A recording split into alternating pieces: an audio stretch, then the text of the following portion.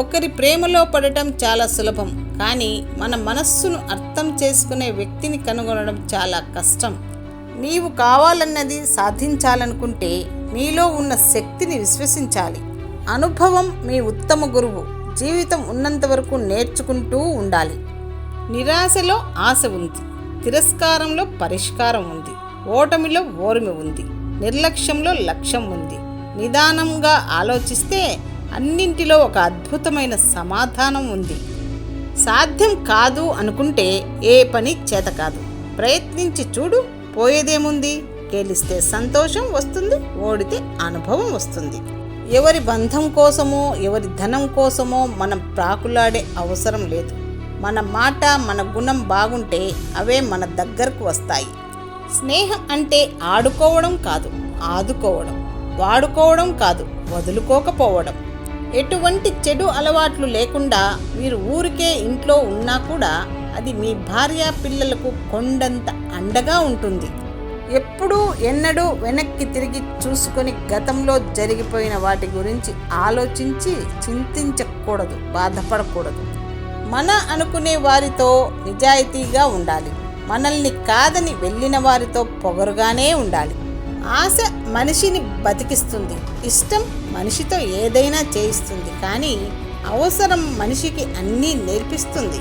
మూర్ఖులతో వాదన, దుష్టులతో స్నేహం, దొంగలతో పరిచయం, అసమర్థులతో వ్యాపారం, నచ్చని వ్యక్తితో వివాహం, చేయకూడని పనులు.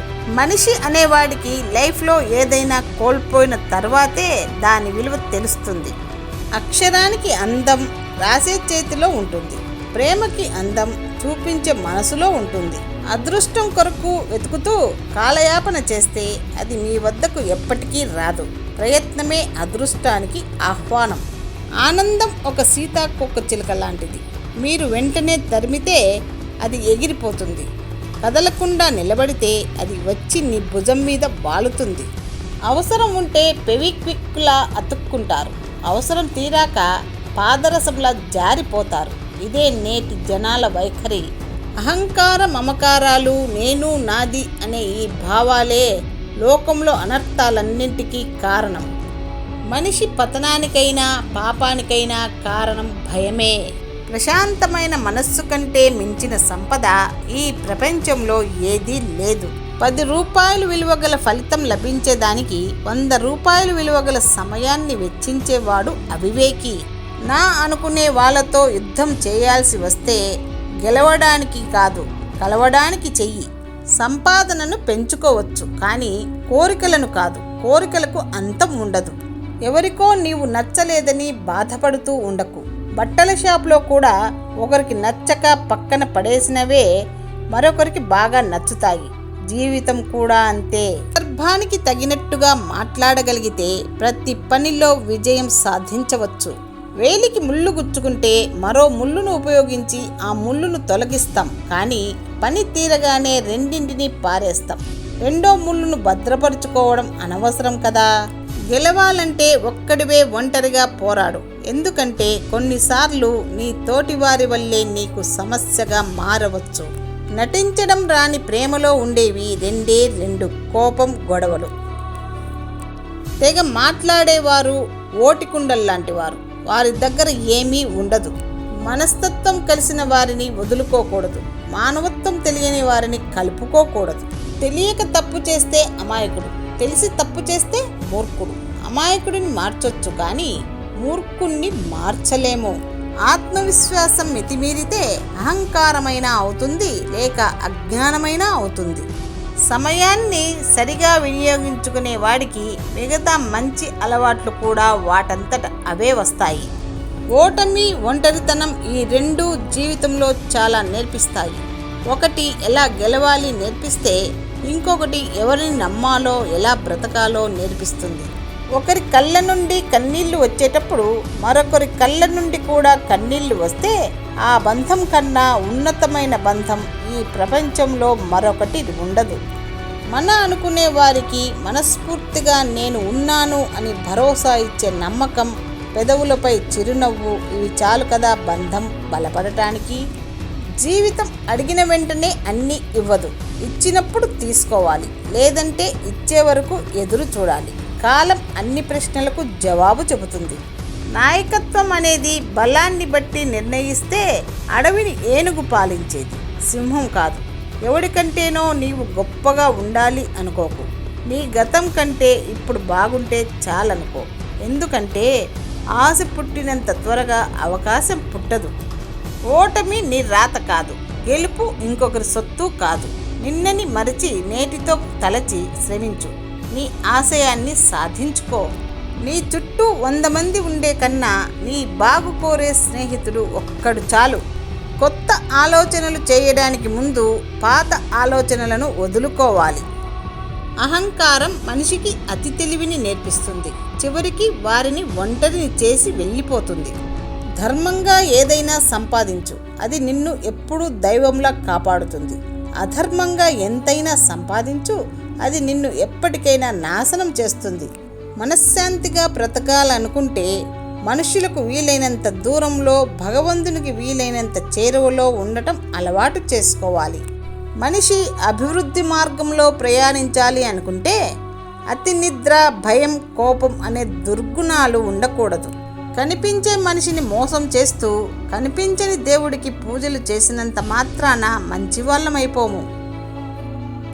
ఆశలు, ఆశయాలు, ఆవేదనలు, ఆలోచనలు వీటితోడే గడిచిపోతున్నాయి ఎన్నో రోజులు. బురద చల్లకండి. అది మీరు ఉద్దేశించిన వారిపై పడకపోవచ్చు, కానీ మీ చేతులకు మాత్రం బురద అంటుకుంటుంది.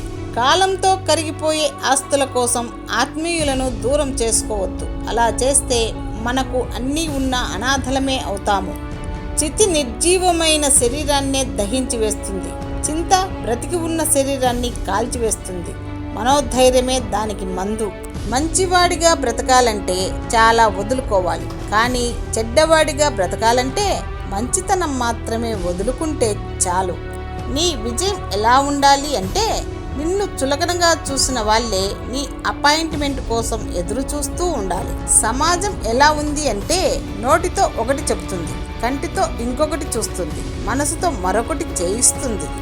బలవంతుడవని విర్రవీగడం మానుకో. ఒకరిని నలుగురు మోస్తే గాని వెళ్ళలేవని తెలుసుకో. ఎవరిని నిందించకూడదు, ఎందుకంటే మంచి వ్యక్తులు ఆనందాన్ని తెస్తారు, చెడ్డ వ్యక్తులు అనుభవాన్ని ఇస్తారు. జీవితం అంటే ఒకరిని బాధపెట్టి మనం ఆనందపడటం కాదు. మనం బాధలో ఉన్నా ఇంకొకరిని సంతోషపెట్టడమే నిజమైన జీవితం. ఆశించడమే మన చేతిలో ఉంది. ఆదుకుంటామో వదులుకుంటామో తలరాతే నిర్ణయిస్తుంది. అవమానం మనలో పట్టుదలను మరింతగా పెంచాలి గాని పిరికితనాన్ని కాదు. వినయం వల్ల విద్య శోభిల్లుతుంది. అనుకో వల్ల మనిషి గొప్పతనం వెలుగులోకి వస్తుంది.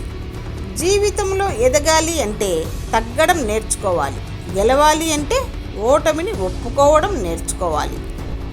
మనకు తెలిసింది నలుగురికి పంచాలి.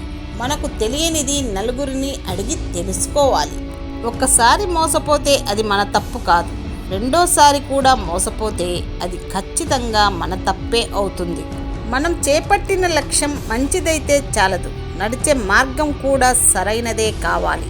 చుట్టూ సముద్రం ఉన్నా దాహం తీరదు. చుట్టూ మనుషులు ఉన్నా ఓదార్పు దొరకదు. దాహం తీర్చని సముద్రం, ఓదార్పు ఇవ్వలేని జనసంద్రం ఉన్నా లేనట్లే. అందుకే దాహం తీరే దారులు వెతుక్కో. ఓదార్పు అవసరం లేని జీవనం ఏర్పరచుకో. అవసరమునకు సంఖ్యాబలం కన్నా గుణబలం ఉన్న చోట తప్పక విజయం జరుగునని గమనించాలి. దండించే అధికారం ఉన్నా దండించకపోవడమే నిజమైన సహనం. స్వయం శక్తితో పైకొచ్చిన మనిషి ముందు అదృష్టం గురించి మాట్లాడి ప్రయోజనం లేదు. నీ ఒక్కరోజు సంపాదన కొంతమంది నెలంతా కష్టపడి సంపాదిస్తారు అని తెలిసిన రోజున సంతృప్తి అనే పదానికి అర్థం తెలుస్తుంది. కొన్ని సంబంధాలు అద్దె ఇల్లు లాంటివి. వాటితో ఎంత ప్రేమగా ఉన్నా, ఎంత నిజాయితీగా ఉన్నా ఎప్పటికీ వాళ్ళు మన వాళ్ళు కాలేరు. సువాసనలు వెదజల్లే పువ్వు తోటకు ఎంత అందమో, మంచి సలహాలు ఇచ్చే మిత్రుడు ఉండటం మన జీవితానికి అంతే అందం. జీవితంలో ఎదురు దెబ్బలు తగలడం మంచిదేనేమో. కాళ్ళకి దెబ్బ తగిలితే వెళ్ళే దారిలో ఎలా నడవాలో తెలుస్తుంది.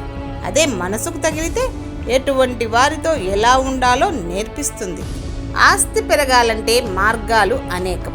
అభిమానం పెరగాలంటే మాత్రం మార్గం ఒక్కటే, ఆత్మీయత. ఎవరినో నమ్ముకొని ఏదో చేసేద్దాం, ఏదో అయిపోదాం అనుకోకు. ఇది సినిమా కాదు, జీవితం. నీ కోసం నువ్వు తప్ప ఎవరూ నిలబడరు. గుడిలో నువ్వు 1,00,000 రూపాయలు విరాళం ఇచ్చినా నిన్ను భక్తుడు అనే అంటారు. అదే ఆకలితో ఉన్నవాడికి అన్నం పెట్టు, వాడు నిన్ను దేవుడు అంటాడు. ఎప్పుడైనా సరే అడిగే ప్రశ్నల్లో పద్ధతి ఉంటే వచ్చే సమాధానంలో సంస్కారం ఉంటుంది. ఆడవారి అందం వారి ముఖంలో ఉండదు, వారి నిజమైన ప్రేమలో, వారి నడతలో ఉంటుంది. మగవారి అందం వారి ఆస్తిలో, సంపాదనలో ఉండదు, వారు స్త్రీకి ఇచ్చే మర్యాదలో ఉంటుంది. ప్రతి మనిషికి తెలియకుండానే ఒక బలహీనత ఉంటుంది, అదే సానుభూతి కోసం ఎదురు చూడటం. ఏ ఇంటి ఇల్లాలు విద్యావంతురాలు, సంస్కారవంతురాలు, సహనశీలిగా ఉంటుందో ఆ ఇల్లు అన్ని రంగాలలో రాణిస్తుంది.